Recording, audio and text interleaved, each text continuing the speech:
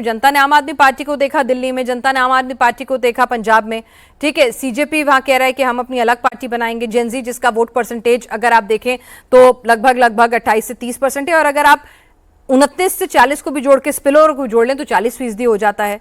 तो यही मैं आपसे पूछ रही हूँ कि तमाम फैक्टर्स क्या बीजेपी की राजनीति के लिए, उसकी ट्रेडिशनल पॉलिटिक्स के लिए क्या कुछ चिंता का सबब आगे चल के बन सकते हैं? देखिए, बीजेपी चिंतन प्रक्रिया को लगातार जारी रखती है और उस चिंतन प्रक्रिया से ही निकल करके हम दुनिया का सबसे बड़ा राजनीतिक दल बने। एक सीट की हार से और एक सीट की जीत से बहुत चीजें नहीं डिसाइड की जा सकती हैं।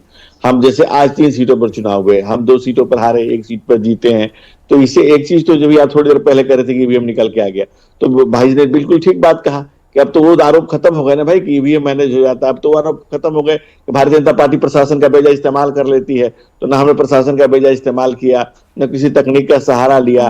लोक और तंत्र को दोनों स्वेच्छा से अपने आए। लोक ने बढ़ करके वोट दिया और तंत्र ने भी साथ दिया इनका, तो लोकतंत्र की पूरी मर्यादा बची रही। और तो आप कह रहे हैं कि ईवीएम पे लगे हुए जो सवाल हैं वो धुलेंगे अगर इस नतीजे को स्वीकार रहे हैं तो बाकी नतीजे भी स्वीकारी है। तो बहरहाल तारिक अनवर साहब, यहां से अब पीके की राजनीति क्या, बिहार से बाहर निकलेंगे या फिर कई बार ऐसा है ना कि देखिए सीजेपी प्रोटेस्ट कर रहे हैं, वो अपना एक अलग राजनीतिक पार्टी बनाने पर विचार कर रहे हैं, मतलब उन्होंने कोई फैसला नहीं लिया और खबरें कि बनेगी सूनर और लेटर। तो ऐसे में क्या एक नया फ्रंट आप लोग ऐसे लोगों का जो युवा हों, जो ट्रेडिशनल राजनीति और परिवारवाद से इतर हों, आपके ऐसे एक फ्रंट तैयार करेंगे? और आपके मुखिया की तो हर पार्टी में अच्छी पैठ है।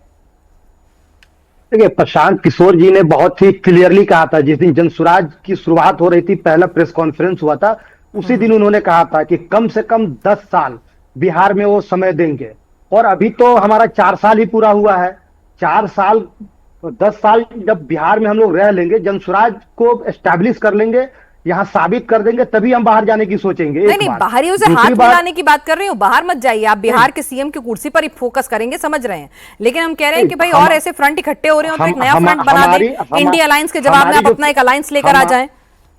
हमारी जो फिलॉसफी है, सही लोग, सही सोच, सामूहिक प्रयास, इसमें जो लोग फिट बैठेंगे और भविष्य में कोई इस तरह की राजनीति अगर होगी तो सोचा जाएगा।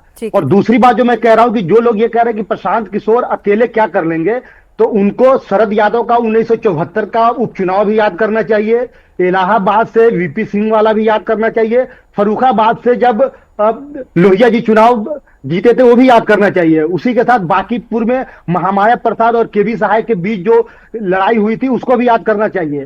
तो बहुत सारे ऐसे एग्जाम्पल है जिससे यह साबित होता है कि उपचुनाव भी बिहार की नहीं, इस देश की राजनीति को कहीं ना कहीं प्रभावित किया है। और जिस तरह से बिहार में बांकीपुर ने जिस तरह से मैंडेट दिया है, आप यकीन मानिए कि आने वाले दिनों में बिहार में जाति का बैरियर टूटेगा, धर्म का बैरियर टूटेगा और विकास के लिए बिहार के स्वाभिमान के लिए लोग वोट करेंगे और जनसुराज का फैलाव होगा। कंचना जी, परिवारवाद का बैरियर तोड़ा बीजेपी ने, जिस तरह से लगातार उसको एक एग्रेसिव मुद्दा बनाया, ठीक है आप काउंटर कर सकते हैं कि उनके भी, लेकिन एक नैरेटिव बिल्डअप उन्होंने किया।